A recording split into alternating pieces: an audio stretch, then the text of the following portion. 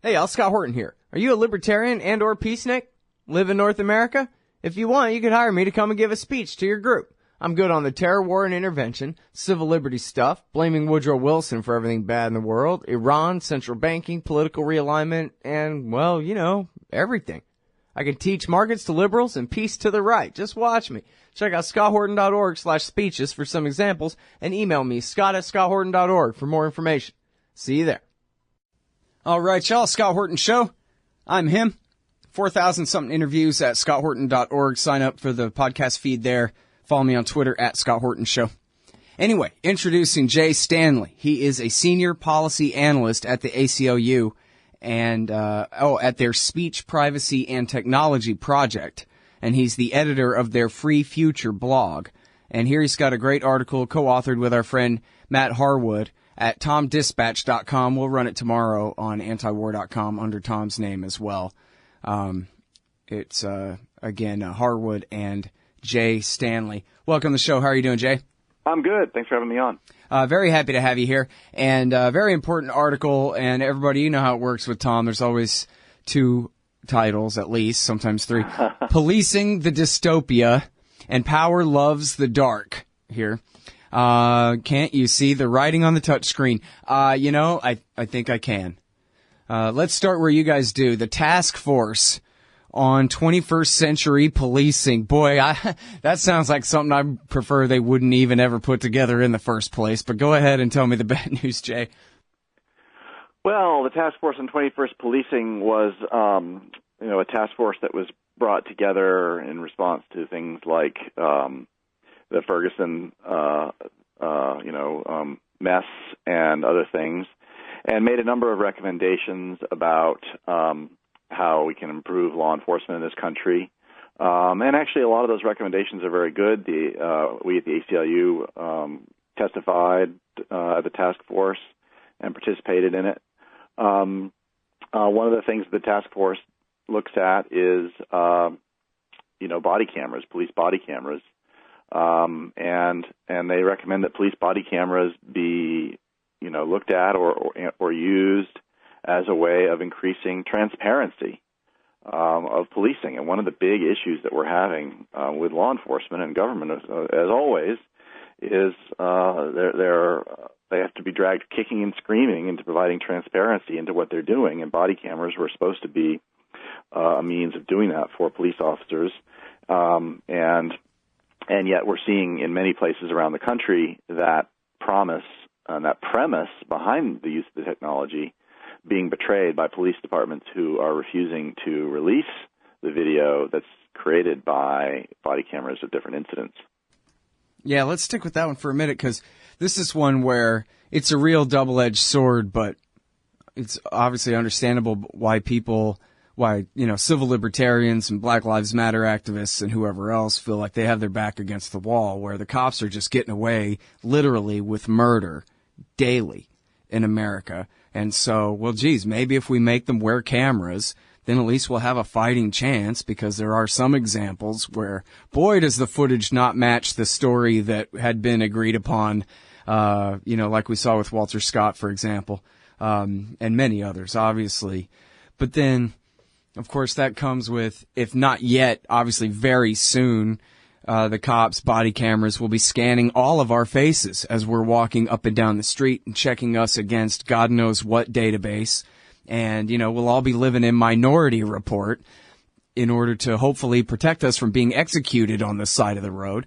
When then, as you're saying, they don't really have to release the footage anyway if they don't feel like it, because they're the ones in charge of investigating themselves. So they don't really necessarily have to use the footage in any way that enhances accountability at all. It just subjects us to even more tyranny on their hand, at their hands. Yeah, I mean, we support body cameras if they're done right, but that could be a big if. I think that body cameras, in some ways, the reason that everybody's talking about police abuse, police killings, Ferguson, all the rest, is, these are not new problems. Martin Luther King talked about the problem of, poor and minority people especially being abused by police officers. It goes back a long way. But the reason it's part of our national conversation, arguably, and who knows, historians will argue about this, but is because everybody's seeing videos online, and that that there had been a sort of a naivete about police officers, especially in white middle class communities, people who had not really had worse encounters with a police officer than maybe a guy being rude or something. So I think that there is a potential for them to help things if it's done right.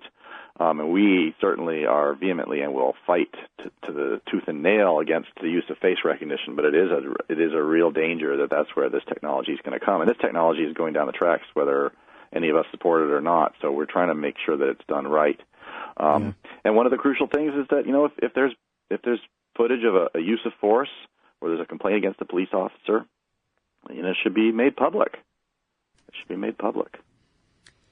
Yeah, well, and you're absolutely right about that. And it took till Mike Brown was what finally opened the floodgate. But, something we talked about on the show for a long time is I would have, friends of mine who are, old friends who aren't really political people at all. And they would say to me all the time that, man, what is going on with the police? Because I look at my Facebook feed. It's not NBC ordering the news for us anymore. It's our friends and family deciding what we see. And people are just completely beside themselves. They couldn't believe it. As you're saying, they're really shocked to find out that, wow, it's really like in the worst accusations on a daily basis around here. The cops getting away literally with murder. See it all the time. It's on the front page of the Austin American-Statesman yesterday. Another cop gets away with killing somebody else around here. It's like a sport in this town. Yeah. And I think, in addition to that, what we're seeing is that the police are using a lot of new technologies, is what we talk about in this article. And, these technologies are very powerful surveillance devices. Surveillance is a form of power, and if the police know everything you do, guaranteed they can find some law you've broken. There are thousands of laws on the books, a lot of obscure ones. Maybe you're carrying some leather in your wallet that's like, it's some rare animal and you didn't know it, and it's a felony to own it.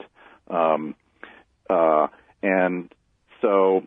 the integration of the databases there is what you're really getting at, where, the traffic camera is directly connected to the IRS and everything. Everything is connected. They can, as you're saying, federal regulators on leather wallets, their data right in the pocket of the local police that pull you over for speeding in a school zone or whatever it is. I'm like, oh, sorry, you're busted for your... It's going to be like that. And in a land where... does anyone have a count of how many criminal statutes there are in America, state and federal combined? Something on the order of 500 million or something, more than there are humans in the society, that's for sure. Yeah. I mean, if it's actually possible to enforce those laws against, everyone, then it could be anyone at any time, basically. They can just go fishing and go pick on anyone they want and find anything on you. Yeah, that's one of the big reasons why surveillance is power. And we have to be very, very careful and thoughtful as, all these new surveillance devices come online, as part of this great technology revolution we're living through, but the police want to use them too, and we need to figure out, so the question is always, well, we do want our police to, actually stop real bad crimes, and we want to give them the tools to do that, but at the same time, we need the checks and balances. We need to make sure that, that the more power they have, the greater the checks and balances are. And a lot of these decisions, like should the police be using, face recognition? Should they be using license plate recognition? If they do use license plate recognition, should they only be looking for cars that are on the hot list, or should they be keeping track of everybody and putting everybody's numbers in a database? These decisions should be made democratically and openly. These are decisions that should be made by the people, not by the police on their own, arrogating these decisions. Making them in public, and this is why. And they never are, technology. Though. I mean, at best, we have the ACLU to sue the bastards after the fact to try to put them back in line. But have you ever heard of a municipality that held a vote on whether they were going to put up cameras on every street corner? They just did it. As soon as they're cheap enough to do it, they just did it. On every street corner in the land. It took like 6 years or something to finish. Well, we're not quite there yet, but yeah, I mean, the cameras are going everywhere, and part of the reason is that, a lot of these police departments are getting grants from the federal government. Mm-hmm. So some big bag of money lands in their lap from the Justice Department, and they don't have to go to their local city council and get approval from the elected representatives to get the money for these surveillance technologies, not just cameras, but also, license plate recognition, Stingrays, it goes on and on. Mm-hmm. So, we need transparency here, and some of the ACLU affiliates have been proposing legislation, which we think is a really good idea, that requires the police, if they're going to start using a new surveillance technology, to get permission from their local democratic overseers, mm-hmm. And prevent them from just doing what's sometimes called policy making by procurement. You need a policy decision here. Well, we're just going to make that decision by just buying it. Right. And starting to use it. Hey, that's a good phrase. I hope I can memorize that for later. Policy making by procurement. Well, we got this tank, so we don't want to leave it sitting in the garage, so we're going to bring it on every warrant service that we do from now on. Yeah, boys with toys. There's a lot of that going on, too, and that's it's one of the reasons why. And so, this article that we've written is just about how police departments are resisting transparency. How, number one, transparency is more important than ever, as I was saying, and number two, police departments are resisting transparency, sometimes in ridiculous ways. Well, and let's talk about that, especially in terms of the Stingray device here. This is where the cops have, I guess they fly around in a plane usually, or however they do it. They mimic a cell phone tower, and they can track all kinds of information from people's cell phones, and I guess listen in if they want, and who knows what. But as you guys illustrate in the article, they routinely refuse in court to really discuss this. And it seems like something that was a scandal when we first heard of it, that, wow, there's this thing, parallel construction, where the DEA is breaking the law to surveil people, or at least they're surveilling people in a way where they could never use the evidence in court anyway. Never mind what rules they change to allow themselves to do it. But then they just whisper and pass on that information to other cops, but they say you have to make up your own probable cause for stopping the guy, this parallel construction. But now the way you guys describe some of the testimony in the court cases and whatever, it sounds like parallel construction is just an official part of the policy now, that this is how they do it. They can use any lawless means of surveilling you as long as they can come up with a lawful, plausible excuse for how their investigation began later on when it comes to telling the story in court. And even if the judge calls them out, they'll just say, screw you, judge, and refuse to come off with the information. Am I really understanding that right? That's what they're trying to do. They can't do it under the law and under the Constitution, but they're trying. But yeah, you are understanding it right. Parallel construction is basically the construction of a parallel story for how law enforcement got information that they really got through a highly controversial technology that they don't want to have to run by the public. In this case, yes, the Stingrays, which are fake cell phone towers, they're basically like the children's game Mother May I. The cell phone tower sends out a signal like a Marco Polo. Marco, and every cell phone within range that's on the network says Polo, and here's my ID number. The police can suck up information about large numbers of people beyond the person that they're looking for, and there's a huge potential for abuse in that.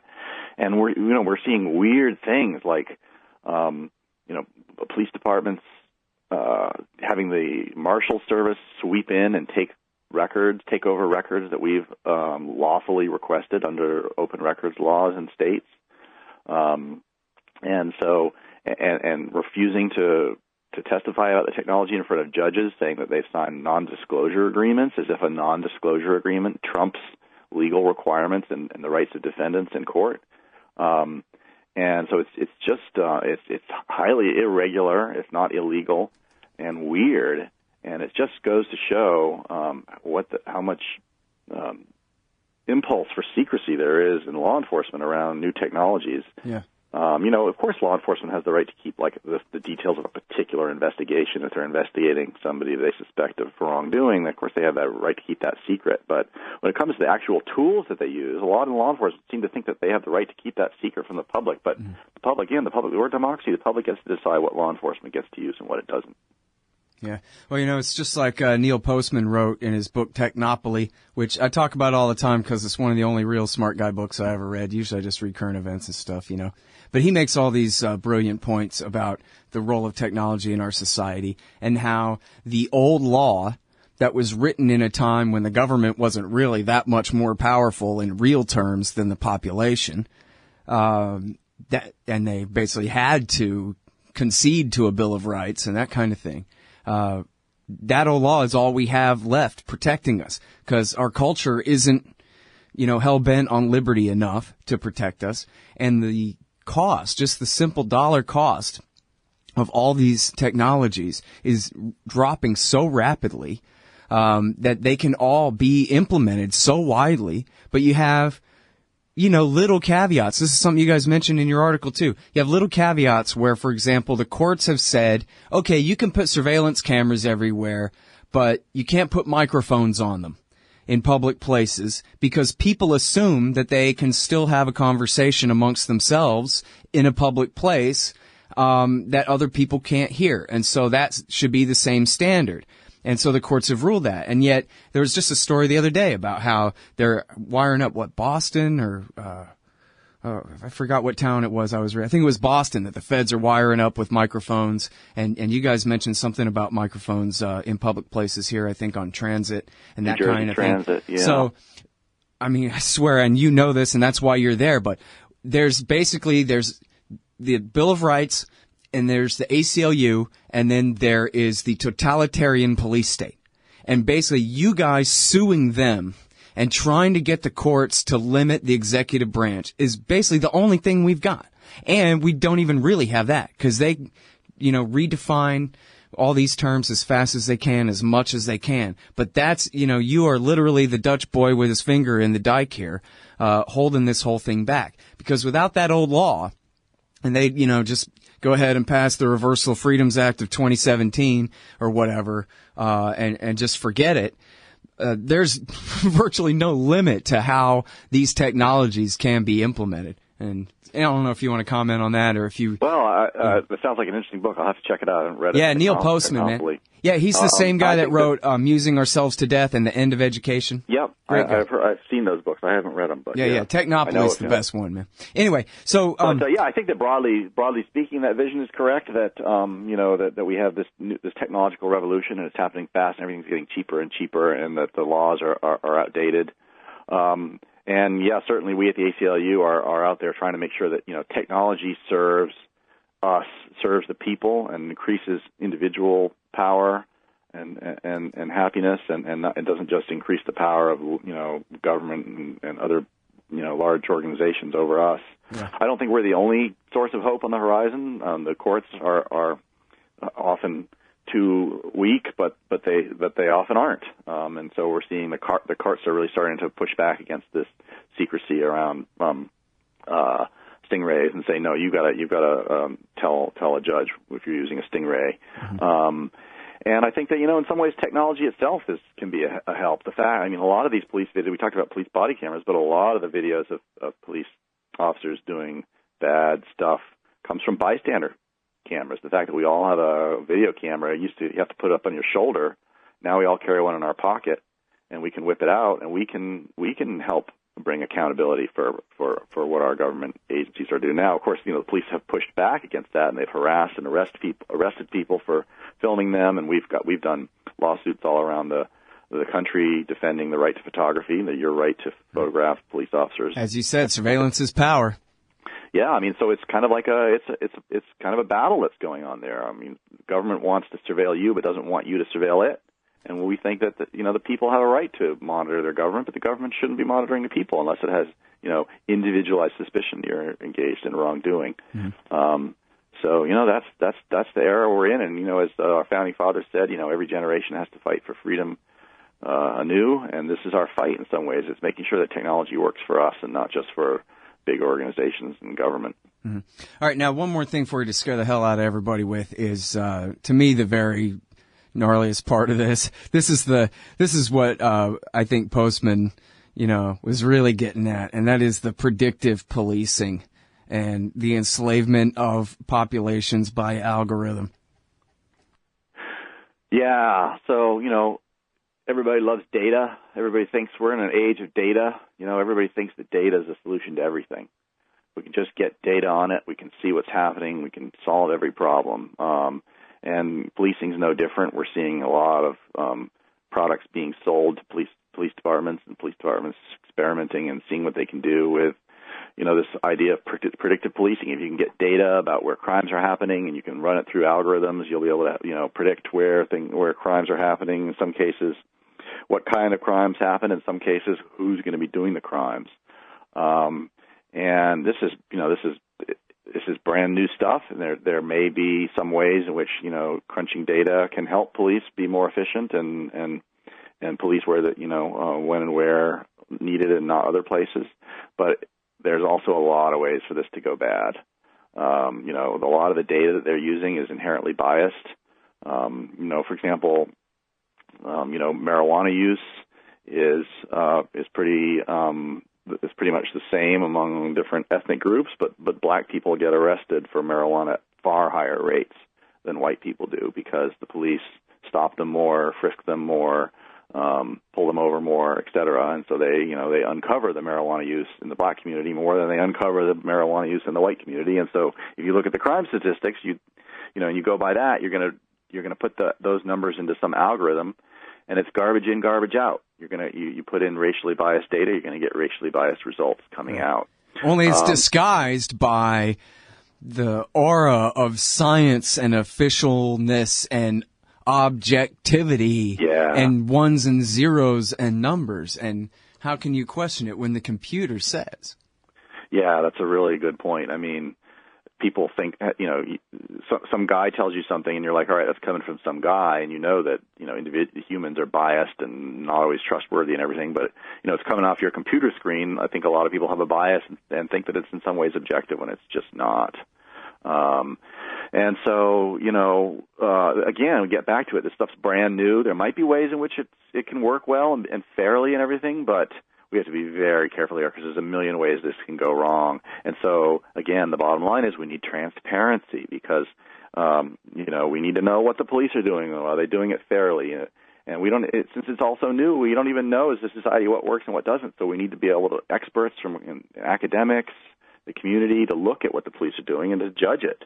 And yet again, we're seeing companies selling these predictive analytics programs, and they won't reveal what their algorithms are or what their secret sauce is. Yeah. So, it's another way in which technology is playing all these dynamics that we were talking about. Mm-hmm. Well, it seems like it's the same old story that you always had with internal affairs is the best you got, and that's nothing, right? Because they're cops from the same damn department. So, the guys lower down have to be really corrupt for internal affairs to really intervene and stop them. And, with all these police killings, whether there's footage or not or whatever it is, even the local prosecutor might as well be a cop. And most of the grand jury are cops or spouses of cops or whatever. The whole thing is so rigged, and there's no accountability. And just like, as you're saying, the big problem is transparency.